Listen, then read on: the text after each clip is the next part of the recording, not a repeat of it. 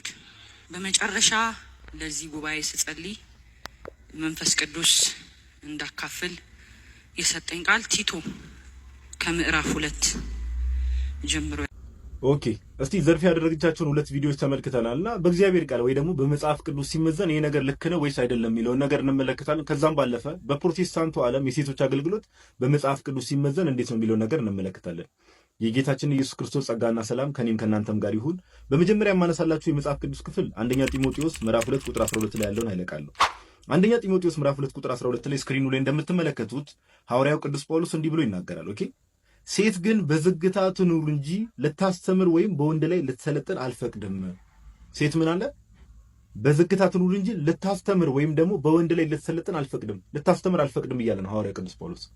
አሁን ዘርፌን እንደተመለከትናት ብዙ የፕሮቴስታንት ሴት አገልጋዮችን እንደምንመለከታቸው ያስተምራሉ። ኦኬ ነገር ግን ቅዱስ ጳውሎስ ግን ይሄን ነገር አይፈቅድም።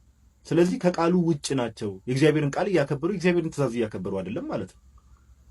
ሁለተኛ ራሱ ሐዋርያው ቅዱስ ጳውሎስ በአንደኛ ቆሮንቶስ መልእክቱ ምዕራፍ 14 ላይ አንደኛ ቆሮንቶስ ምዕራፍ 14 ከቁጥር 34 ጀምሮ እንዲህ ብሎ ይናገራል። ከላይ ጀምሮ ልሳን ስለመናገር ትንቢት ስለመናገር እየተናገረ ይመጣና ቁጥር 34 ላይ እንደዚህ ይላል፣ ሴቶች በማህበር ዝም ይበሉ፣ ሕግ ደግሞ እንዲገዙ እንጂ እንዲናገሩ አልተፈቀደላቸውምና፣ ለሴት በማህበር መካከል መናገር ነውር ነውና፣ ምንም ሊማሩ ቢወዱ በቤታቸው ባሎቻቸውን ይጠይቁ።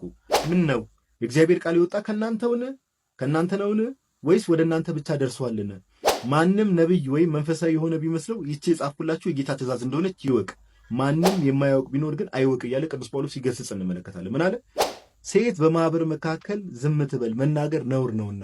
ምን መናገር? ልሳን መናገር፣ ትንቢት መናገር። አሁን ይህን ቅዱስ ጳውሎስ ቃል ስንመለከት ዘርፌ ያደረገችው ነገር ከቃል ውጭ ነው። እንደ ዘርፌ ብዙ ፕሮቴስታንቶች ይህን ልምምድ የሚያደርጉ ከቅዱስ ጳውሎስ ጋር ነው። ባይዘው ቃል በቃል እየተጋጩ ያሉት ከቅዱስ ጳውሎስ ጋር ብቻ ግን አይደለም ጋይስ፣ ከጌታ ጋር ነው እየተጋጩ ያሉት። ለምን? ቅዱስ ጳውሎስ ምን አለ? ማንም ነብይ ወይም መንፈሳዊ የሆነ ቢመስለው ይህች የጻፍኩላችሁ የጌታ ትእዛዝ እንደሆነች ይወቅ። ይህን ያዘዘው ማን ነው? ጌታችን ያዘዘው። ስለዚህ በአዲስ ኪዳን ስንመለከት ሴት ልጅ እንድታስተምር፣ ልሳን እንድትናገር፣ ይሄ የትንቢት የምናገር እነዚህ ነገሮች በሙሉ ምንድነው? ተከልክለዋል ማለት ነው። ተከልክለዋል። በምን? በመጽሐፍ ቅዱሳችን መሰረትና ለእግዚአብሔር ቃል ታማኝ ብንሆን መልካም ነው። እንደዚህ አይነት ልምምዶች ውስጥ ያላችሁ ሰዎችም ደግሞ ጌታ ከዚህ ነገር ሁሉ ነፃ እንዲያወጣችሁ ከልብ እመኛለሁ። ሰላም ክርስቶስ ከኔም ከእናንተም ጋር ይሁን።